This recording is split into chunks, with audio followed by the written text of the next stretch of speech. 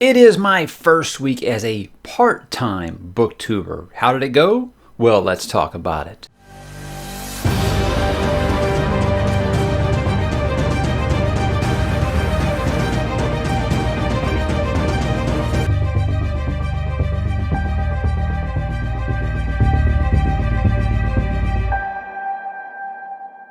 Hey, what's up, bookworms? Mike back with another weekly update. As this week we're talking about the week that was and the week that will be. We are rolling through January here and lots of goodies to talk about this week. Let's do like we always do, guys. Let's kick it off with what am I reading? I finished book one of Malazan, Gardens of the Moon.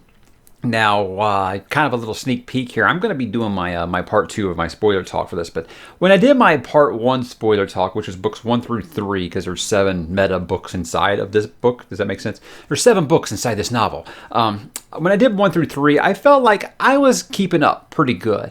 Books 4 through 7, not so much. But again, I'm very intrigued by this world quite a bit. I can't wait to get to Deadhouse Gates. I'm having a great time. Again, if this is the worst book in this series, like a lot of Malazan veterans have said it is, then I am just going to be set up for quite a wild ride. There's a lot of themes and ideas in it that I really resonated with, and I think I know where certain things are going, have no idea where other things are going, and I'm fine with that. I do know that book 2, to expect, hey, you're not going to see these characters in the next book, and that's fine. Like I said, I'm going to kind of treat each one of these almost like as an anthology until the eventual convergence happens or crossovers begin to happen. But I think that's going to help me along the way. But so far, so good. I mean, again, that's the one that everyone said required the most work. And, we did have a couple of casualties for the read-along. A couple people have already told me that they're out already. It's just not for them, which I expected. But I didn't expect the overwhelming positivity that I've heard from people who have finished. I mean, there's a lot of people who already said, forget waiting, I got to do Deadhouse Gates right now. And I knew that would happen too. But as for me, no, there's a reason that we have a read-along schedule. I'm going to follow that schedule. And I made it a little easier by starting the next book I started, which is Revival by Stephen King. This is one that happened during my breakup period with Stephen King. You can find that story on the channel numerous times. I'm not going to repeat it. But it's amazing how fast it is. In 2 days, I'm about halfway through it. It's amazing how smooth a Stephen King book is after reading Malazan.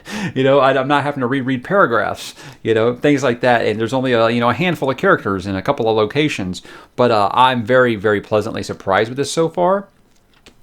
Here's the deal. I can understand why a lot of non-constant reader King fans might bail on this one, because it is slow burn is kind of underselling it. I think I'm about halfway, and I'm like, yeah, nothing actually horrific has happened yet for this. People say that this is his best horror book since the 80s. I haven't seen it yet. I know it's coming, but here's the deal. Do you remember in 11/22/63 that there's that whole middle section where a lot of people said, well, nothing happened? That was my favorite part of the book. So I love this. King could do a coming-of-age story from someone's childhood to adulthood that becomes a shoe salesman, and I'd be along for the ride. And with this, the main character just auditioning for rock bands and stuff, totally into it. I don't even have any idea where it's going, and I'm having a great time. It's just vintage King coming-of-age story. Guys, that's my bread and butter. I love it. I can't get enough of it. So I imagine I'm going to end up finishing this up by this weekend, way ahead of schedule, and that's just awesome. But let's move into what am I going to read. Obviously, I'm going to finish Revival. Probably will do that this weekend, and then, guys, it will be time for my second big fantasy universe that I'm beginning this year, Robin Hobb. Very excited. I got a lot of people. There's some people on the Discord that are very big fans. My buddy Scott is nervous that he actually said it's going to be soul crushing to him if I don't like this book. So he's really hoping that I enjoy it. I've been told, slow burn again. I'm fine with that. Again, character matters most to me. And Robin Hobb is supposed to be the master of characters in the fantasy setting. So I don't see why I wouldn't like it. But again, having those expectations going in, okay, don't be expecting anything, super fast paced or anything like that. I'm fine with it. The 2 words that really lured me to this book is animal companions. I love stuff like that. That's why I like the John Gwynne books so much. That's why I like the Song of Ice and Fire so much when I read it so many years ago. Is I love animal companions in fantasy. It just kind of just goes together like peanut butter and jelly. But after that, then I'll be head back into the Sun Eater universe. But let's go ahead and talk about this week on the channel. There was a lot of things going on. If you guys missed the channel announcement, I did talk about that I am going back to work. I did go back to work. That's what the luggage under the eyes is. It's a very difficult getting used to that schedule again, getting up that early, going through a commute and things like that. But it's something I wanted to do so bad, guys. You don't know what it's like. The whole reason I started this channel was just to have an outlet to talk to adults. And that's questionable when you go on the internet if you're going to be talking to adults or not, because well, at least not people who act their age, at least. Guilty. But here's the deal. I'm loving it. It seems like a very good company. I'm very encouraged, and I'm having a great time with it, as much as one can have a great time at the workplace. Look, I missed being in an office place. I really did. It's very cool to be in an office place again, even if it is, hey, yeah, but you can't really talk to anybody because, we want you all to not be near each other. But again, it's really cool for me, and it was cool to talk about that. It was cool the positive reception that people had for it. There was a lot of people that were like, I am kind of being selfish because I wanted you to do this full time. Well, I was never going to do this full time, but like you can see, I'm still going to be quite a presence on the channel and the Discord.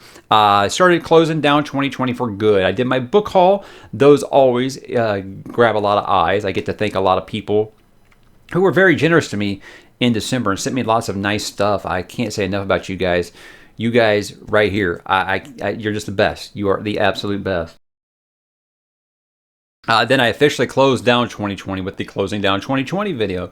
And it was a little different than my monthly wrap-ups because I looked at like the whole year. I looked at not only the most popular videos, but I looked at some of my favorite videos and talked about why, and talked about my goals for 2021, where I just said I want this to continue to be a place for everyone. I don't want anyone to feel like they're not welcome here. So that's kind of the community that I built. And I mean, I get people to drop on the Discord every day. They spend a couple days there and say, wow, this place is so wholesome and nice. I didn't know places like this on the internet existed. So if you're looking for that utopia, I think we have found it. We've just crossed 4,500 users yesterday. So that's a very exciting, very nice community. It's like I said, it's been like my social media replacement. I use Facebook as like a photo album for my kids, so my mom doesn't ask me for new pictures every day. And the Discord, that's really it. Instagram, yeah, I like to take pictures of books. I mean, who doesn't? But that's about it, guys.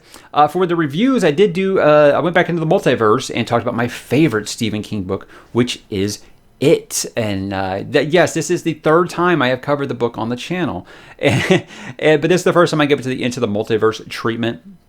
I felt like it went very well. I could talk about that book for hours and never run out of things to say. So keeping that video just over 25 minutes was very, very tough.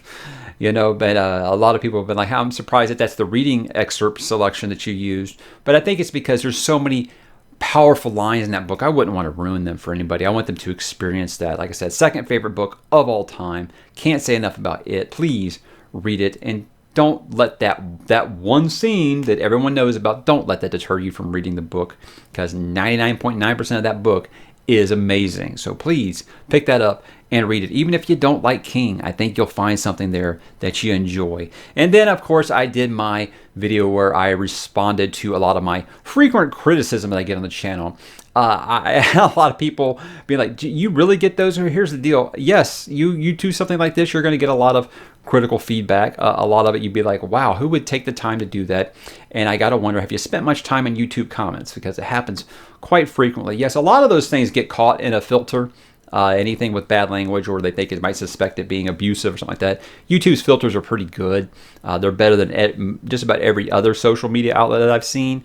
But a lot of those I let go if it's not just like blatantly cussing or saying something just really over the top. I'll usually let those go because, like I said, I laugh at them. But at the end, I also did kind of want to raise awareness for some things. I'm not really one of those use your platform for anything.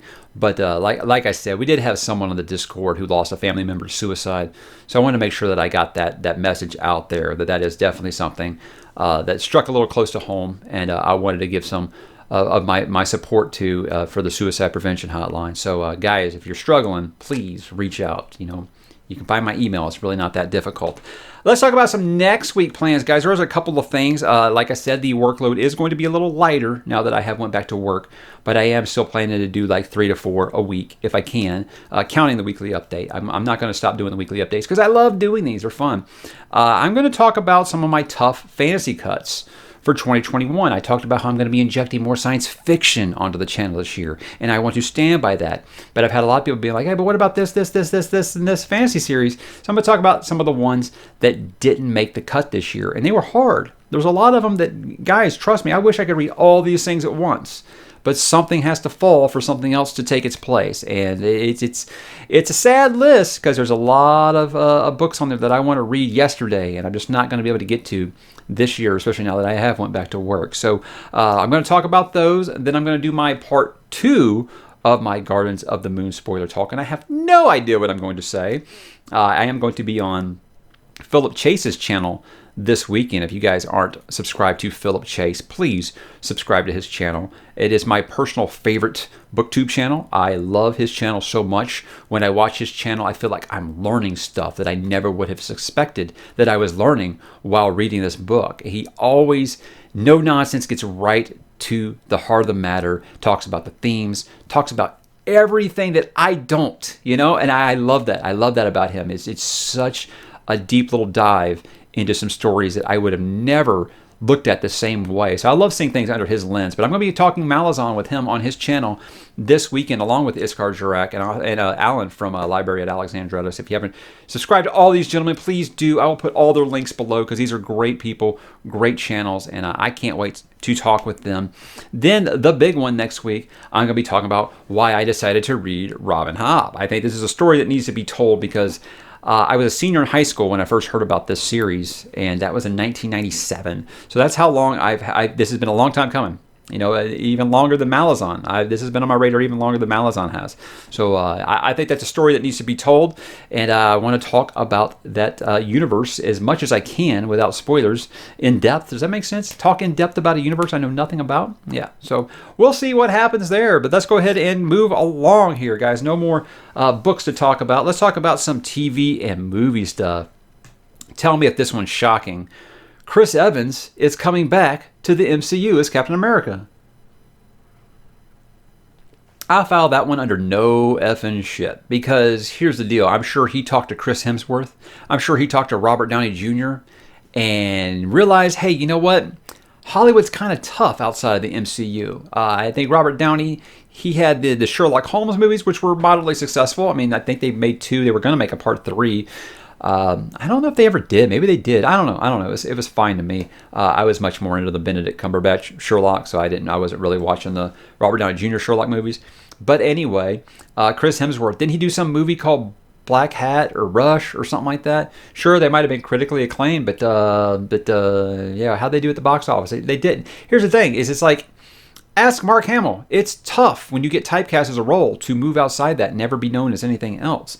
So, yeah, when Chris Evans was like, Robert Downey Jr., I was like, I could see that. He's done like a dozen of these movies. He got a huge paycheck for each one of them. He felt like it was time to do other things. I can get that. I was like, Chris Evans, you're probably never going to do anything else. I did like Snowpiercer. Snowpiercer was a good movie. But again, I don't know necessarily that I liked Snowpiercer because Chris Evans is in it. But really, are we at that point where I feel like now it's almost more like franchises sell the movie than the star actor sells the movie. That's at least that's how I feel. But anyway, him coming back to the MCU doesn't surprise me at all. Yes, I'm lukewarm on where they're going with the MCU. I treat Endgame kind of like the end for me. If they have some hits in there, really, besides Guardians of the Galaxy 3, I'm not really into it anymore. I feel like, hey, you guys were awesome for a decade plus, and I love that. Thank you so much. But the TV stuff and the movies they got coming, I'm not really interested. So if you guys are excited for this, I mean, don't let me take that away from you. I think it's great if you are excited for it. But to me, it wasn't surprising that he came back. I'm sure he tested the waters and was like, not getting many as bites as I thought that I was going to. So go back to that well, buddy. No one's going to fault you for it. Hey, do you know you're doing a revival series for Dexter? Who asked for this? I didn't ask for this. You must have asked for it because it's happening. And as much as I love Clancy Brown, the actor, he's going to be the villain in the new season of Dexter. I can't think of a series ever that went from amazing to unwatchable so quick. I think the first 3 seasons of Dexter were 4 seasons. 4 seasons was a Trinity killer, right? John Lithgow.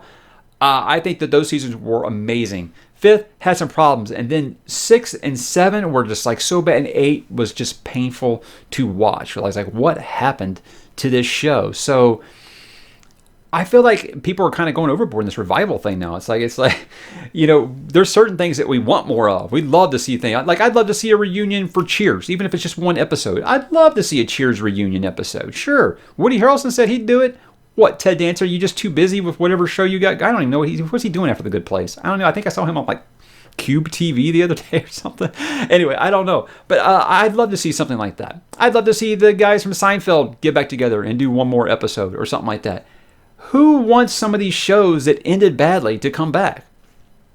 I mean, I guess I did say the same thing about Rocky when he came back for Rocky Balboa. I was like, oh man, Rocky 5 was so bad. Why are you doing this, Rock? And you know what? And it kind of redeemed it. It was a better ending for the series. Now he's went along doing like Creed and stuff like that. But it felt like a nicer cap to that. So I think maybe that's what they're trying to go for. They think maybe, okay, let's just try to, maybe they'll say, hey, the last 3 seasons were just a dream. I don't know. But again, that was a show I absolutely loved. And it was a train wreck in slow motion watching that towards the end. I don't know why anybody would want more of it. Let's do a little bit of gaming talk here. And this one is huge. I know a lot of you guys out there do not like Ubisoft, and I understand why. Your criticisms are valid. They do just kind of reskin the same game over and over again.